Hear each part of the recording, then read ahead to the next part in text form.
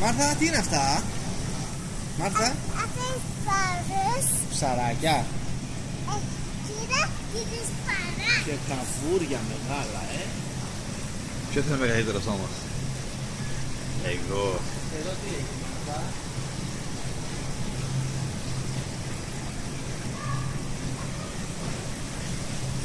Τα καβούρια τα έχουν πιασμένα οι δαγκάνες, το είδες? Yeah. Όπως και εγώ. Στην Ελλάδα δεν έχει τέτοια Δημήτρη. Τι τρώτε στην Ελλάδα? Ζωντανούς αστακούς να τους πάρεις αυτή τη στιγμή. Αστακός είναι αυτό, έτσι. Lobster. Ή αστακουβαρίδα. That's a lobster. Δεν Those είναι are ακριβώς crabs. όμως, Άρκη.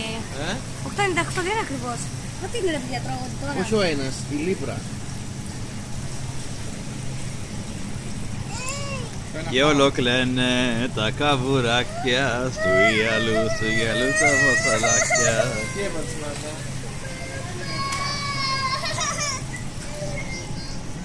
Το πάμε σπίτι, θα το μεγαλώσουμε.